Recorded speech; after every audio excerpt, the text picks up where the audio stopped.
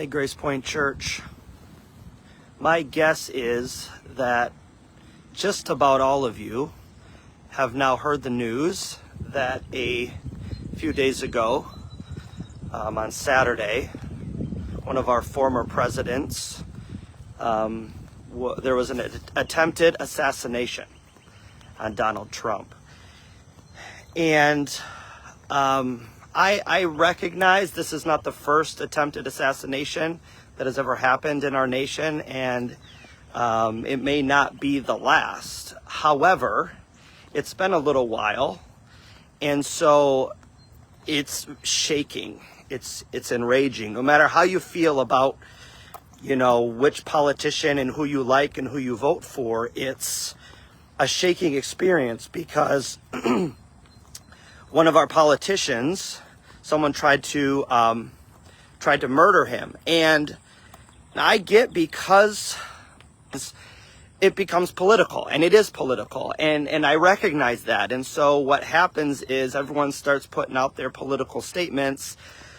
But because I'm not a politician and I'm a pastor, my mind doesn't go there right away. Where I go to is just the humanity of it. Like, there was one human being who hated another human being so much that he tried to kill him.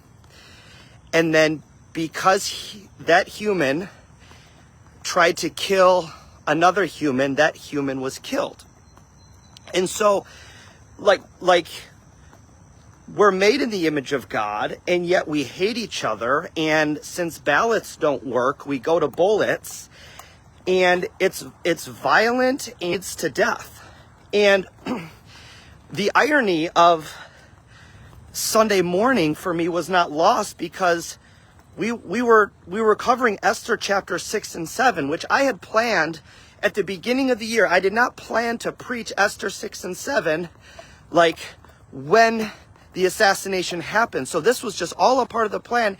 And in Esther chapter 6 and 7, one of the biggest twists and turns happens because there was a guy thousands of years ago who saved a king from an assassination. And so what I'm reminded of is that this is the world that we live in. We live in a world of war. Nothing has changed. For thousands of years, we have been trying to kill the people that we don't like.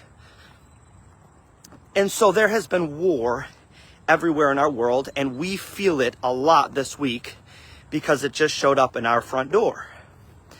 And so I'm not here to make a bunch of political statements. That's not my jam. If you want that, go to the TV. I'm not a politician. I'm a pastor. What I am really interested in is having conversations about what do we do? I know we got to pray, but how do we grapple with war? How do we grapple with assassinations? What do we say? What do we do about the violence in our world? And what do we do about the violence in the Bible? On Sunday, the text that we go to is going to include over 75,000 people dying. And it's a major question that I've wrestled with in my life, and I know many of you do. What do we do about the violence in the Bible? What do we do about the violence in our world? And so, just two things. Number one, I want you to know I'm available, not to make political statements, but to have conversations, to be bored with you. As a pastor, I'm here. Give me a call, give me a text. Let's meet. It might be more valuable than making statements, but just having conversations, praying together, listening to each other. Whether you like Donald Trump or not, the politics I'm not as interested in, although I know that's important. But it's number two.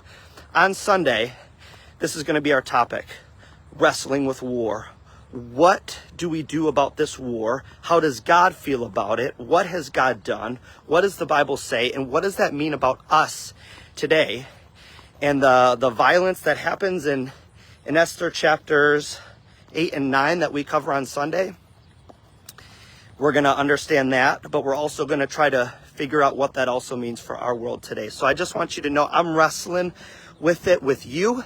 It's important to have conversations about it, and let's do that. I want the church to be a place where we can wrestle together. We can say what needs to be said. We can We can be upset about the difficulty and brokenness of our world, and we can see what the gospel says about it. So that's it.